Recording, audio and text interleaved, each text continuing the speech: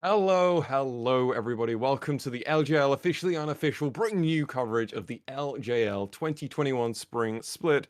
I'll be your host for a while, Mars Swan, otherwise I was actually go by Mars Swan on the internet.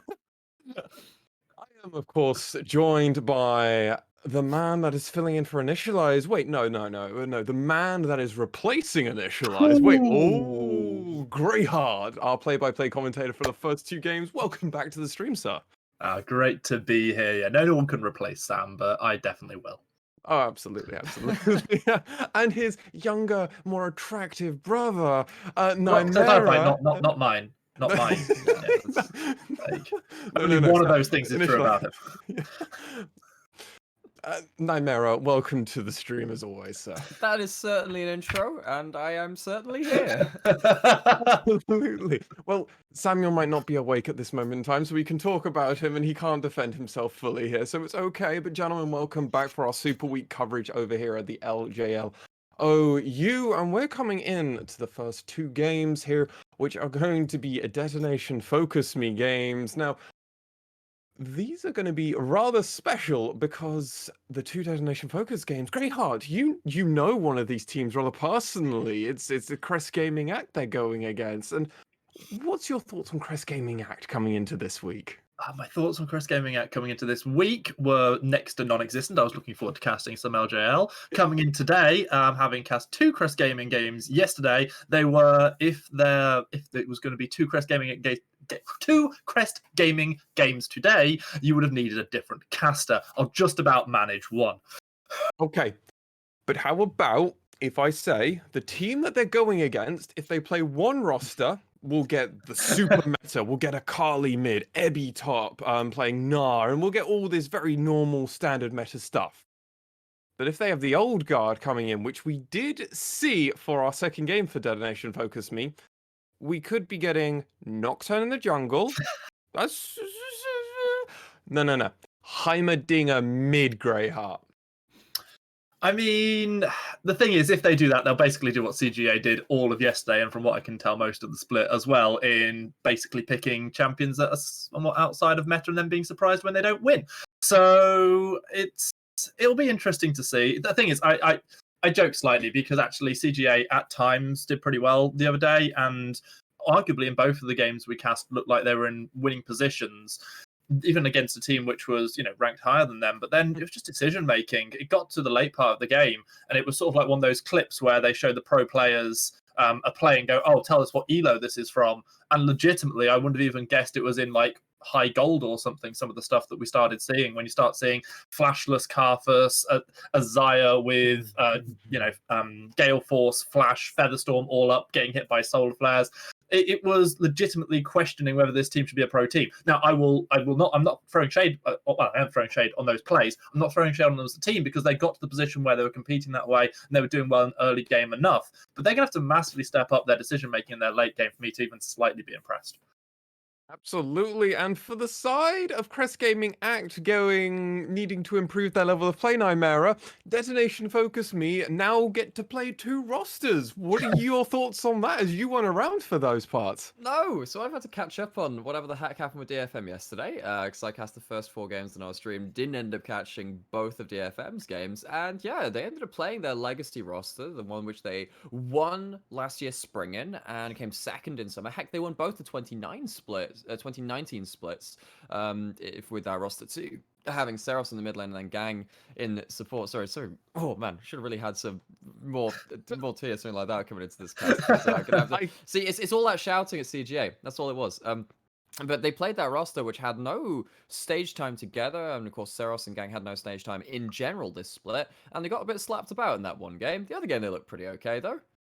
Yeah, they looked all right in the first game. Their second game was a lot more questionable. And coming into this, it's difficult for us to know as we're not fully privy to which roster the team will be showing up with, unlike the official stream. Rats, maybe one day, but we'll have to wait and see for that one. I want to take us over and think about specific matchups first and foremost. And coming over to you first, GreyHart. The jungler for Crest Gaming Act, which is Kassin, playing that Karthus. obviously we saw them have one game where it was like, okay, this is working out pretty good against the Hawks, and then Yeah, we had a shockingly, the game where he took Flash. yeah, crazy, right? And Yeah. then the second game where he took the exhaust, it was that face right there that GreyHart's pulling. It's So right there. am I really allowed to talk to them about this one anymore without getting in trouble? Yeah. So, yeah. Sorry, your question. Yeah, so what are your thoughts coming into this from this rookie jungler that we were kind of hyping up, saying can play almost anything? They play their own style. We can be surprised by them coming against a veteran team and maybe the best jungler in the LJL of Steel. Do you expect maybe them to become more reserved in their champion pool in their play style? No, I honestly don't. I legitimately believe that CGA see this mixing around of champions and pulling out almost anything as one of their strengths, and the fact that it can throw the other team off guard. And I think to an extent that can work. You saw it in our first game with the Karthus the other day. Not that Karthus is something completely unique in the jungle, but it's certainly not top of the meta right now. The problem is when you've got a player who can play so many different things, it's almost, I'd call it almost selfish that they don't play into the things that are strongest at that current time and actually set their team up with the best chance to win. I said it the other day and quoted directly, there is a reason why you see the same sort of 4 or 5 champions across most of the regions during the same patch. It's because they're the strongest. It's because they set up a team for a win the most, with the most potential. And I don't feel like that happens coming out of Kassin. A lot of the things that CGA did yesterday felt coin flip, and the jungle choices just seemed to be one of those, whereas they could have just taken something they know is steady, know is solid, and actually I think they could have easily won both games. Yeah, the term that we coined yesterday was heroics and tragedies, because CGA had some awesome moments in those 2 games. They had some really fun team fights. We knew that from last year with their different roster. It seems like they've kind of carried on that hallmark of the team.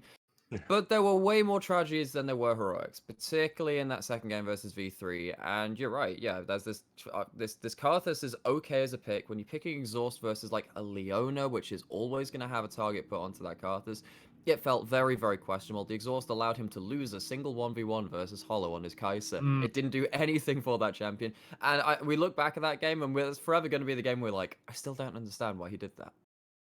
Yeah. Well, I mean, I remember that exact moment where it was like, Hollow, don't run through the jungle that way. No, do run through the jungle that way. It's actually completely okay. It's a free kill. It's just a big jungle minion now for you, Hollow, specifically. Coming also into this matchup, specifically still staying on the jungle, to really back up your points, Kassin has the highest DPM in the league at the moment, lads. But any other metric you kind of challenge him by for a jungler, he's not so good. Wards per minute, vision score, where he's normally around the map, he's never with his laners. He's always farming half the time, and then when he is with them, it's not so good. Presence. Jungler, you can tell they're rookie because they're aggressive when they want to be, and then they go into the jungle and hide away for the rest of the game, and then they come back in and out. It reminds me of solo queue. It actually reminds me of Dardoch in his first season. Really reminds me of Dardoch in terms of his playstyle, especially the aggression. The difference being that Dardoch was willing to step onto the meta jungles when they needed to. Well, gentlemen, pick and ban phase has just initiated over on the official stream, meaning it's time for us to go over. So, gentlemen, take us away. Thank you very much as always, Mass1. It was a pleasure to get to chat with you, and I'm sure in Twitch chat in a moment you will let us know your prediction coming into this game, though I think I might already know it. The important thing to look at right now is the names on the board in front of us. Tell us, what does it all mean, Nymera? What does it all mean? It means we've got a lot of blue on the screen. You want anything more? Okay, cool. Right, so CJ, I was hoping for rosters, if I'm honest.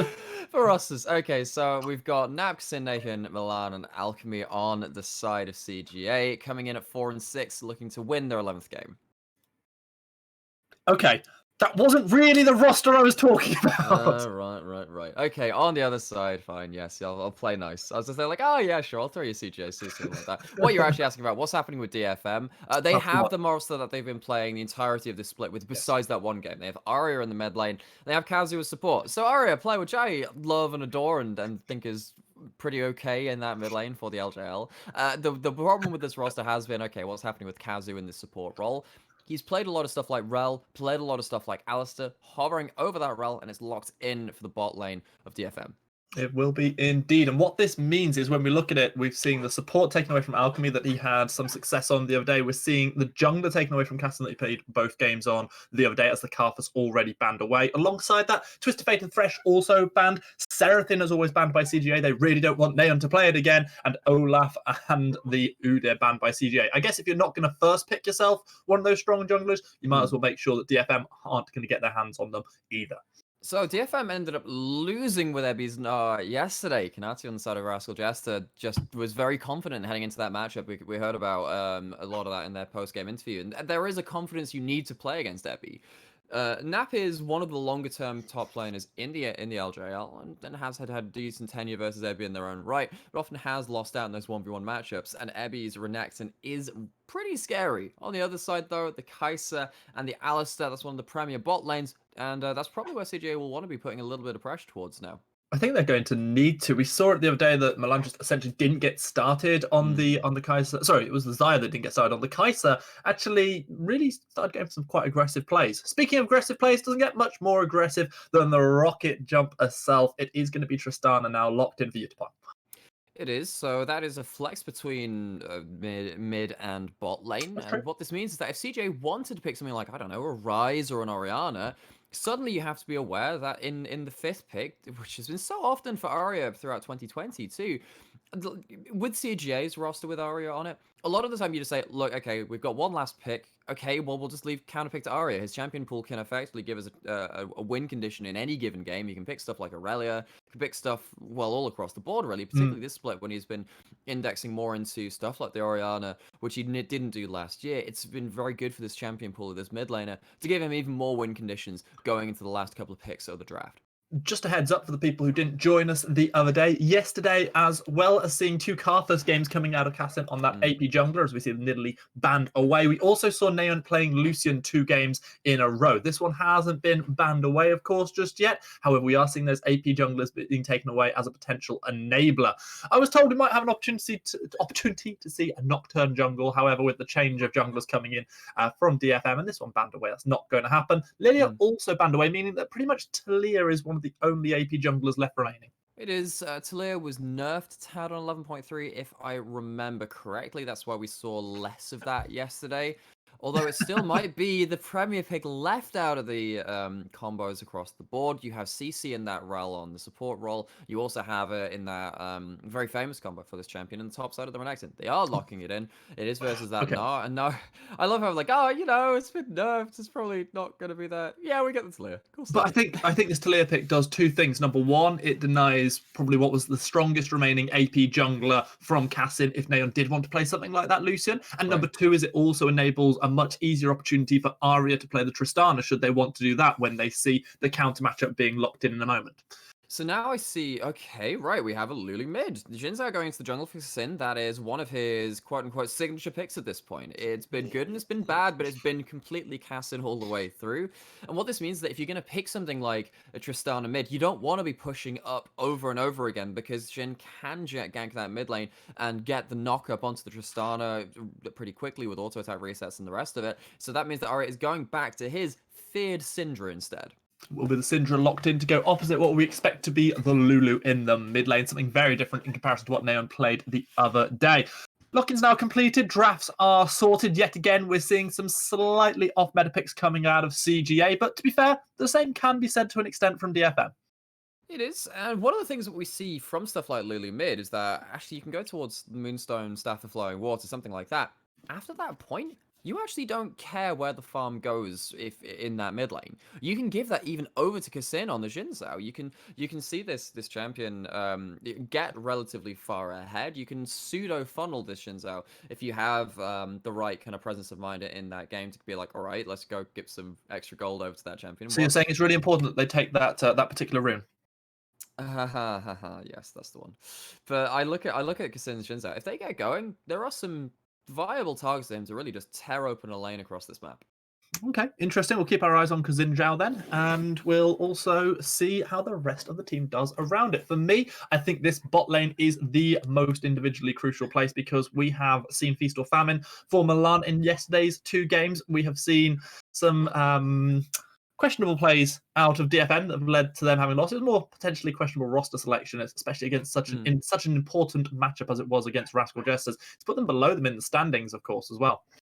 Has done, of course, if they go 2-0, they leapfrog them once again. Yeah. But the fact that DFM actually can't hold sole position of first position going into this week because of course they ended up losing that single game is really important for this team. They are a dominant team in the LJL, and Rascal Jesters yesterday stood up and said this is not a one-team region. This is not the DFM show anymore, nor is it the V3 show that it was in summer 2022. So giving a lot more breadth to the talent and depth of talent across this region. And then CGA, of course, while they did struggle yesterday, showed some bright moments too. The question is, will they be outshone in this matchup? Because DFM are still looking like the team to beat.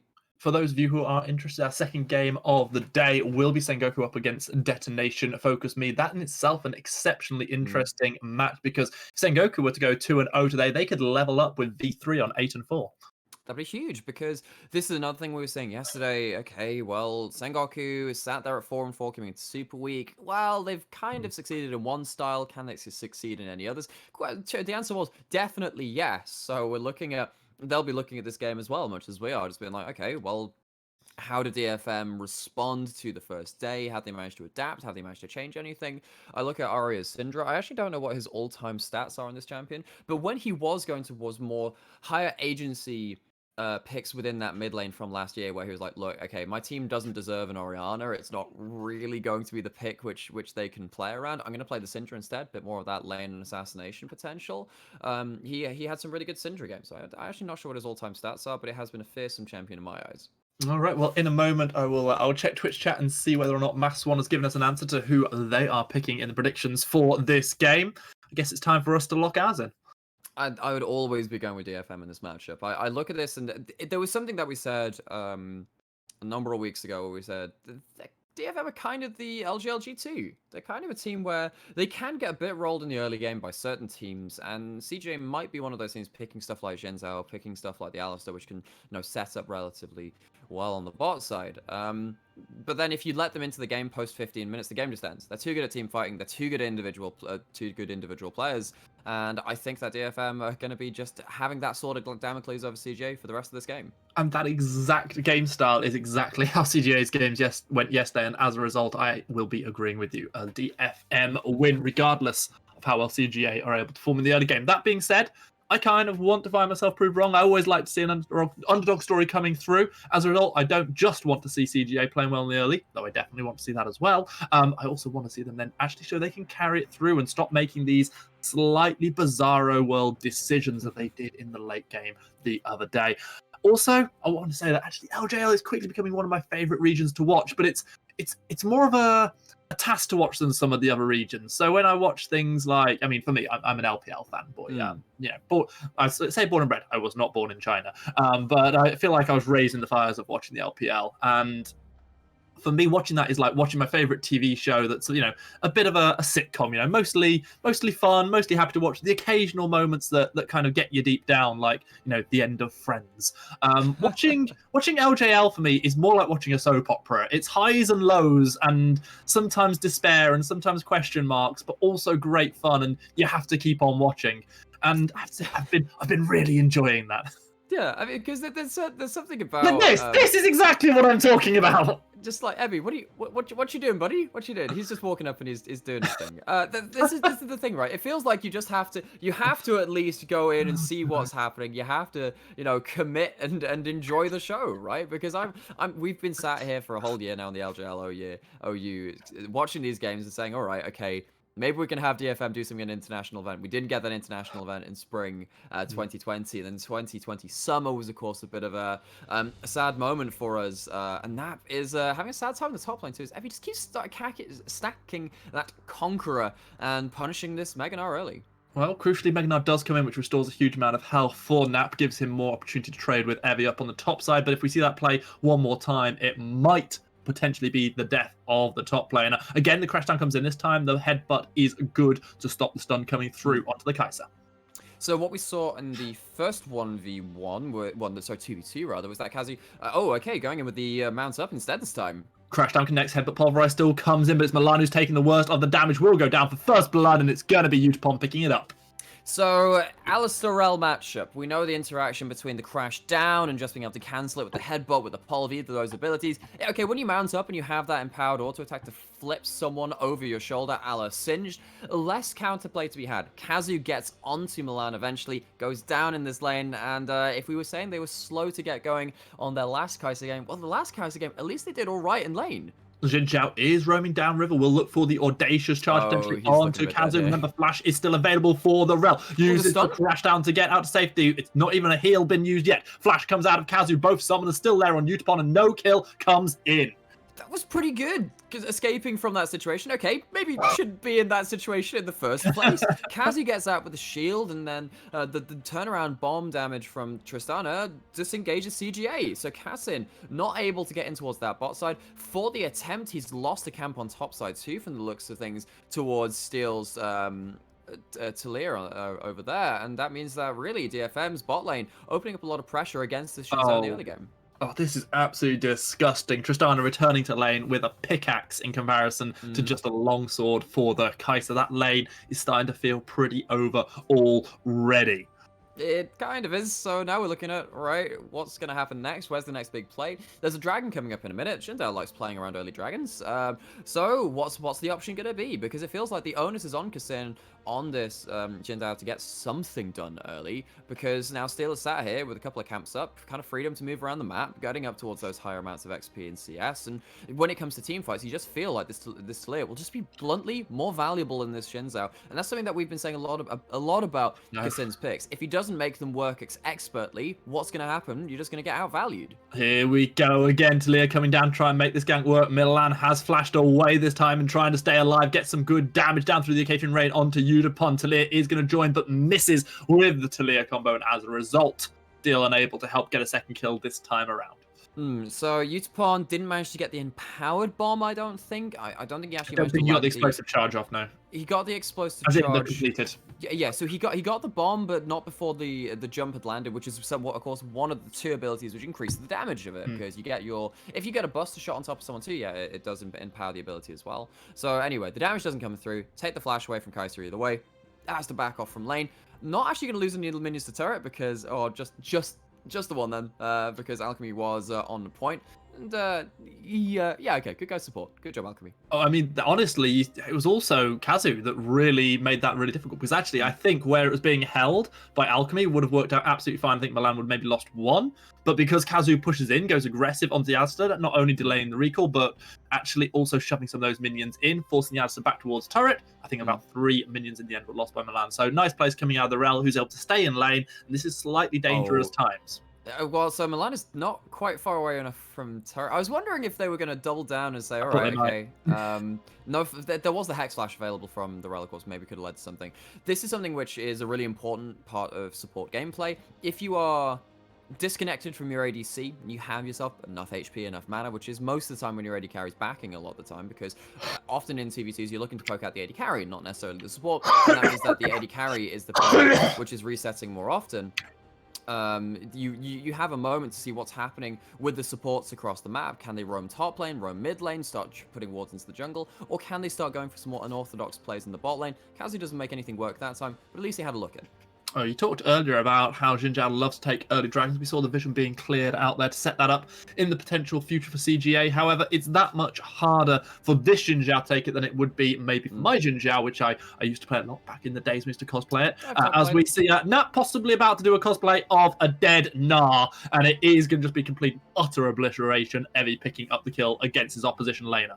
Oh, Renekton plus mages. We've seen it with Nidalee, seen it with Talia. Talia's in this game. Apparently we're seeing it with Syndra, not normally what you expect on the top side of the map, but that's because he just roams up from mid lane. Arya not really punished too much. And oh no, Nap, is he going to go get done again? Oh, it could be another dirt Nap coming in, teleport coming in responsibly. Nap already flashing away to keep themselves alive while this is going down. That dragon will work out nicely for Xin Zhao, but it's at the cost of Nap's life, Nap's flash, and Nap's teleport. Meanwhile, Utapon has stepped somewhat aggressively. Alchemy was looking to try and get in, but unable to do so. So did have the rocket jump, maybe could have gotten away a tad earlier with that. Takes a lot of damage, and of course not having so much XP because of the wave freeze coming in from Crest Gaming Act. And guess we're going to go back to that replay up on top side. What happens here? Okay. So Ebby's just set up a very traditional double wave crash into tower. So he's going to start shoving this in, wait for the his laners to start roaming up and so have some teammates on that same side of the map. And Nap is here kind of hearing the ambulance siren coming from the distance. Just like, oh, it's like, you know the dancing coffin guys? You start hearing the music playing up and you're like, okay, maybe I overstayed on this one. Maybe I should have called Jins out up here. He doesn't do that. Spoilers, he dies pretty horribly after that point. Ultimate comes in from Arya. It's a done deal. The problem after this is that he teleports back, loses a load of HP, loses a flash too, which meant that he's lost another boatload of pressure in this top lane, which has allowed Ebby now to get 15 CS ahead. And there's going to be Cassin securing a second objective in quick succession. So that's something nice for CGA. Unfortunately, then they are 2,000 gold behind pre-10 minutes. And this is a team who really were only playing pretty well and getting leads through the early game. I have question marks as they come to late, but I'm here for them to prove me wrong. At least when you've got players like Nap and Cassin on your roster, they have shown an ability to be very disruptive in teamfights. Get onto the AD carry, much like, like sacking the quarterback in American football. Sometimes, like, you can have a botched couple of plays, but as long as you start doing that and have a decent impact with those, as we've seen Nap, actually getting a decent trade there. Lands the boulders fast too. Ebby trying to get that last empowered Q. But Cassin is now the one in trouble. Gingerl stop between a Talia and a Syndra takes the unleashed power straight to the face. Stealing away the kill, however, from Arya. Oh no, here we go again. Nap, he has no flash. There's a Renekton. This is horrible. Oh, here he goes again on his own. He's going to get himself stunned down. Steel will be able to land the combo free and easy. Steel will again be able to take away the kill. Suddenly a 2-0 Talia, and this game going from bad to worse for Nap. And I almost feel like it's not the top laner napping. It's because Sin is Nathan. They don't get pressure across the board. It's not like Lulu can push in that effectively versus the Syndra, even with the Glitterlass changes within this season. It's just so hard for CJ to protect this Gnar when they're being slow to the play like this.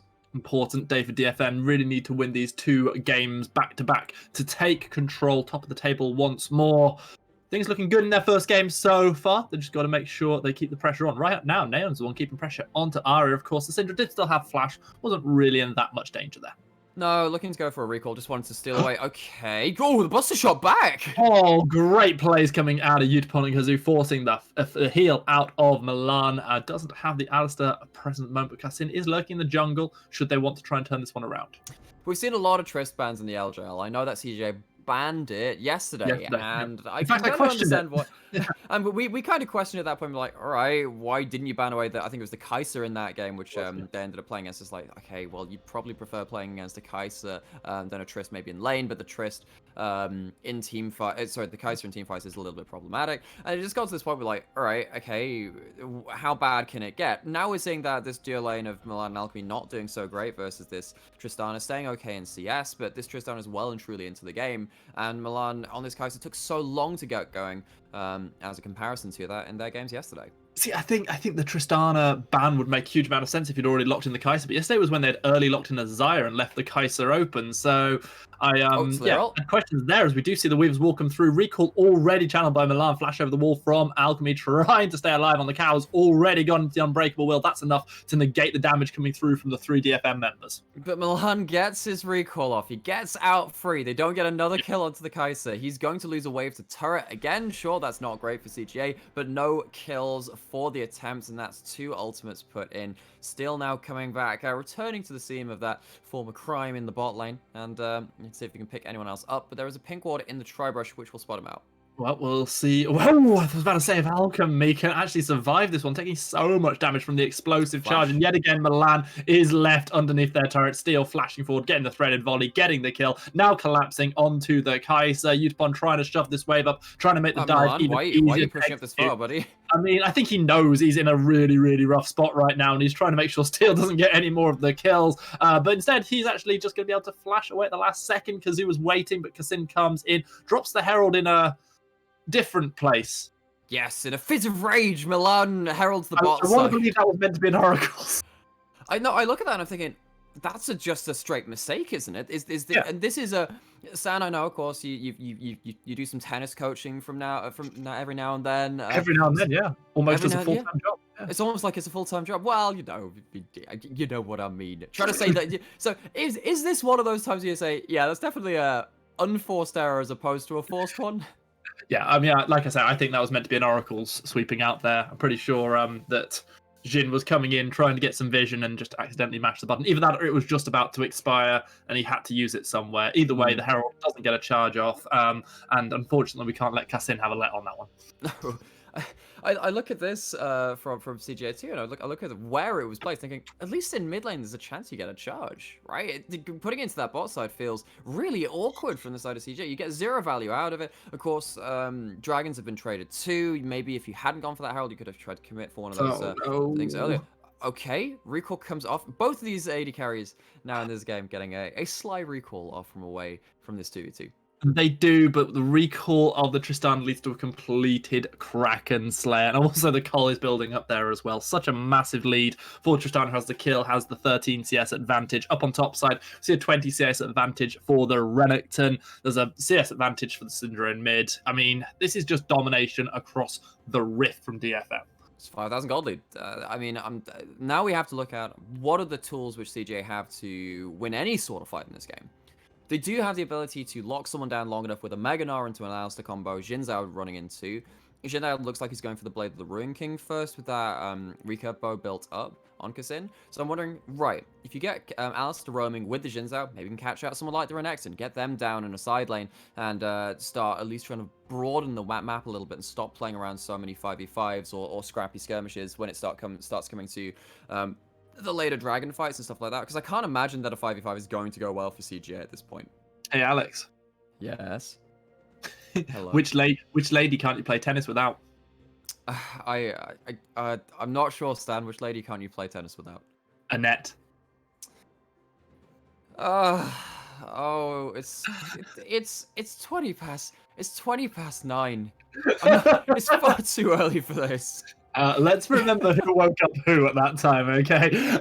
So, DFM, they are looking very good. Hex Clash over the wall from Alchemy will force the crash down to safety from Kazu. Second Rift Horror of the game has been started up, but has been also stopped due to the pressure that has been put down. And it's a game that looks like it's getting slightly out of CGA's reach, but they're still trying to hit themselves some objectives, still trying to stay relevant in the game. They are. So Herald started once again, this time by CGA. Trist is free pushing on the bot side. I don't think DFM really care about giving over a Herald, do they? Because there's pushing lane from the 2v2. Renekton's 20 CS up pushing there. There's a dive in the mid lane. Nation's not pushing any waves soon. Nayan completely caught out, has to flash away, decides to save the wild growth for now. While the Herald is going down, that may at best get a turret for CGA. It looks like it's going to be a 2-turret push, one in the bot side, one in the mid coming out of DFM. They have got complete control of the map, apart from around the Herald area, because that did eventually go over to Kassin. Most of the time when we're talking about a Herald trade, we're thinking, okay, so a Herald is a guaranteed 2 to 3 plates on a tower. But that's normally when plates are up. There are no plates up now. Their previous Herald was startlingly poor on the bot side. It got absolutely nothing for them. Looked like it was mistakenly placed. And now the trade for this second Herald, which is much less valuable, it's Shirley as opposed to Shelly. Sorry, Shirley. And they've lost themselves 2 turrets for it, lost themselves waves to the bot lane turret 2. That's XP, that's gold that they're not going to get back. And CJ feel like they're just trading down in all regards.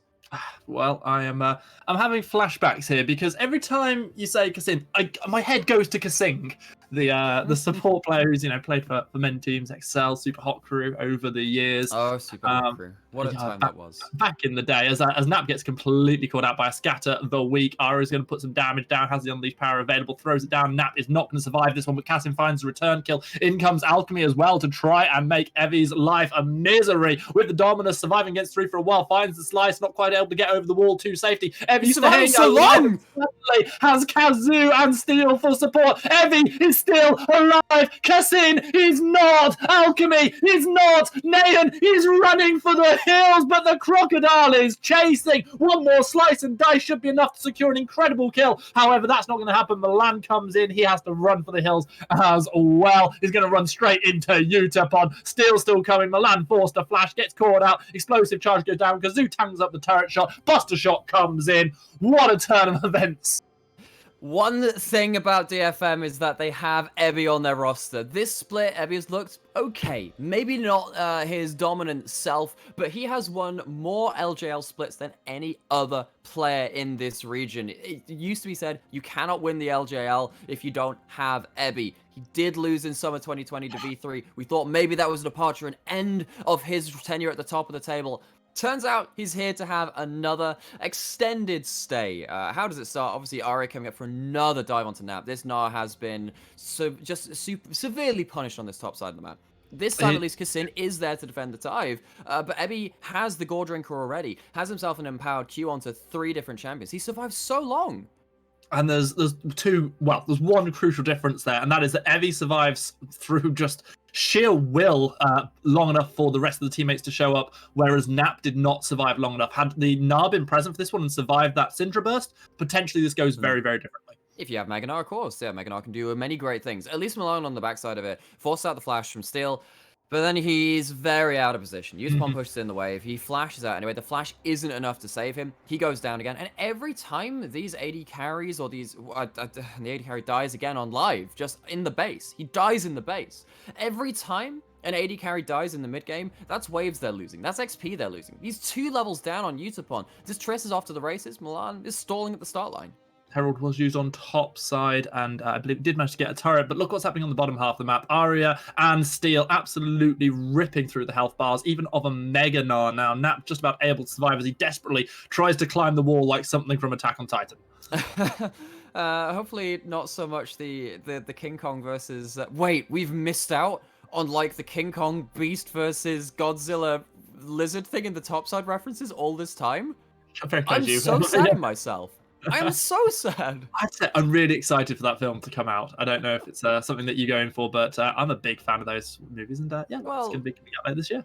Oh, Milan is less of a fan of what's happening on the silver screen. That was not their brightest moment, and you know what I'm talking about? Oh, can CGA have these bright signs of life, or are they going to get outshunned? This is like a freaking supernova they're stood next to right now, because they're just getting manhandled. It's 10-1 in kills. They're getting pushed in across the board. They have 1 turret, Stan. They have 1. Hey, at least they've got 1. They've got 1 kill too. I don't think 1's enough, but you know, at least they got something, right? Not a perfect game, but yeah, CGA are in dire straits right now, whereas DFM, they are flying high. Baron has just spawned. A potential 4th dragon of the game will be up soon. That could be a 3rd for DFM, who got back-to-back dragons after CGA picking up an early Infernal. And as we just have a very brief, I just want to, you know, go back to an, I'm not going to get a chance. Kazoo wants to go aggressive. Look at him. You can see him. The pony's going to now. Look at you can see it in his eyes. Sit in the horse's eyes. Now, just to go back to I've got an earlier comment about a player who's not even in this game, but the fantastic Kasing.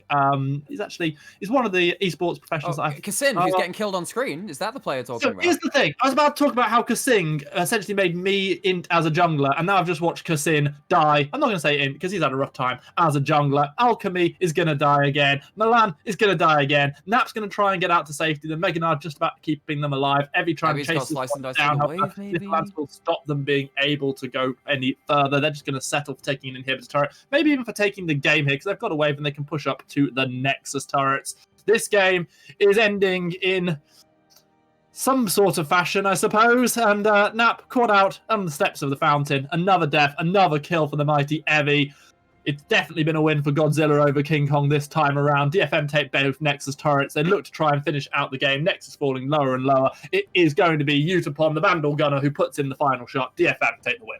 It's lane domination, and okay, maybe it seemed a bit casual to the end of the game, towards the end of the game, where we stood there going like, oh, I guess we got to talk about this game-ending teamfight. That's because it looked casual from DFM. I didn't even get to make a sing point. No, we were sat there just looking at that saying, this is just an easy end for them. They could just end it when they please. They chose to do it right then. They take themselves another win.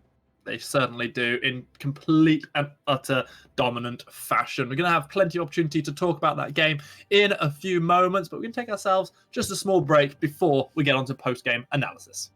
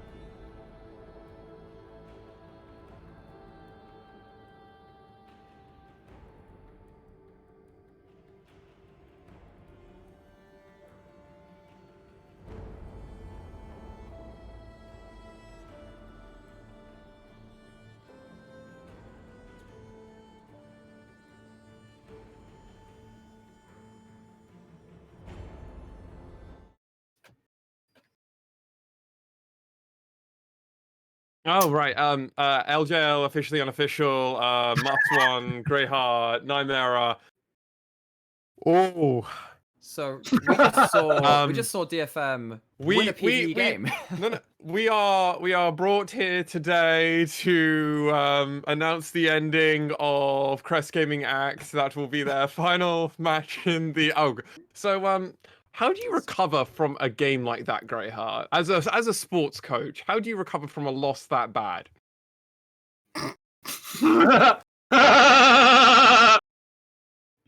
Next question.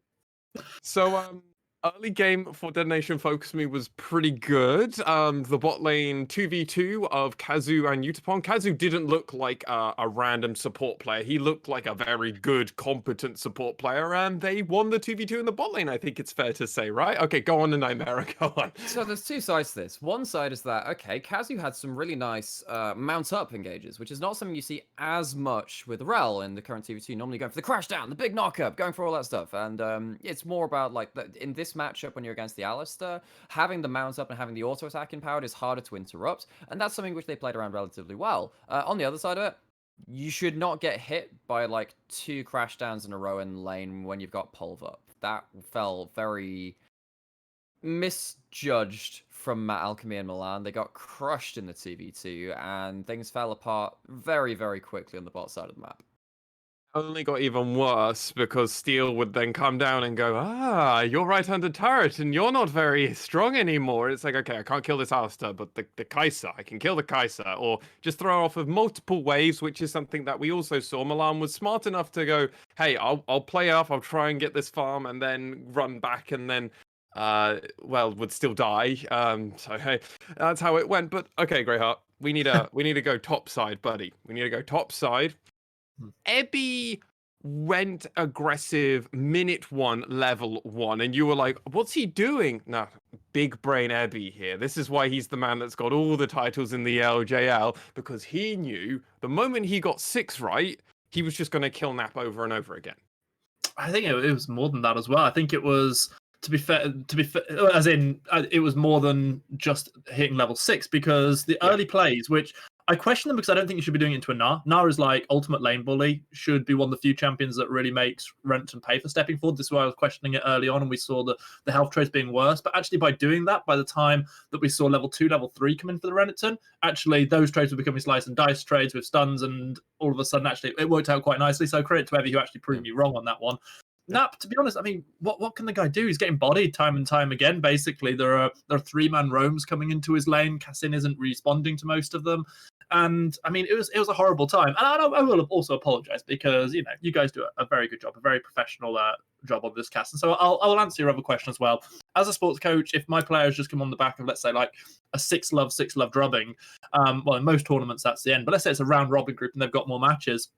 You just gotta pick them up and say, okay, that team was just legitimately better than you. There's your top of the table competitors who maybe if we work really hard one day we put ourselves level with. That's what you aim to be. But we've got other teams, other players that we're going up against, and that then they're not going to be that level. You need to pick yourself up out of the feeling sorry for yourself feeling and go and now perform against the teams, the players that are close to your level. If you do that, maybe you still qualify out of this group, and that's actually legitimately still a possibility for CGA. So I shouldn't mock and laugh at them quite so much, because even though we've cast 3 games and they've lost 3 games, the only one that really you would have expected any different from was the game against Hawks. And that one would have been a crushing blow to them. And that's the one where it's even harder to pick them up, because that's against someone that's close to their level. Well, with Axis and the Hawks already playing their games today, still unable to find a victory so far, it does mean Crest Gaming Act is still in that safe spot, because they are sitting on 4 and 6 wins. Well, 4 and 7 now, actually. So at least there is some hope for them. And Nightmare, coming to you for the last point. How much hope should the players of Crest Gaming Act not only be looking forward to, obviously, in playoffs, long week? This is the end of Super Week. This is the last few games for these teams, these players, and this is the point where teams should be revving up. It looks like Detonation FocusMe are revving up for sure. Crest Gaming Act look to be going in a mildly the opposite direction. It's really sad for them because they've obviously tried to come in with a little bit of something new. Even pulling out stuff like the Lulu Jinzhao, having the speed ups is something you can play around, and they just got absolutely dumpstered. Like, Yeah. there's something to be said about at least throwing down the gauntlet and saying, all right, we're going to make plays and be your VCS teams, right? Your LPL teams, where even if you're up against the top of the table, you can try and make something happen on one side of the map. The problem here is that you lost 2v2 in the bot lane, okay. Well, at least you can do something topside. Well, they didn't really do that either. It felt No. like their response to this overwhelming pressure from DFM was to capitulate everywhere rather than look for one area which they could build around. And that's going to be a struggle for this team because there isn't much to take from that game for them. Maybe that's where you just go. You just go, hey, chalk it up. That game happened. Let's just forget about it and move on. You just got to leave absolutely. it because there's nothing to take from that game. Not for CGA. Well, nothing for CGA, but far more for DetonatioN FocusMe to gain that confidence back that they are the top of the table and they can get the wins that they need. Another win will be very important because Rascal Jester are technically in first place. This game will tie them, but DetonatioN FocusMe need to secure it. And that game to secure the top spot will be DetonatioN FocusMe facing up against Sengoku Gaming. That's our next game, ladies and gentlemen. Don't go anywhere. We're going on a short break, but we'll be right back with that one right after.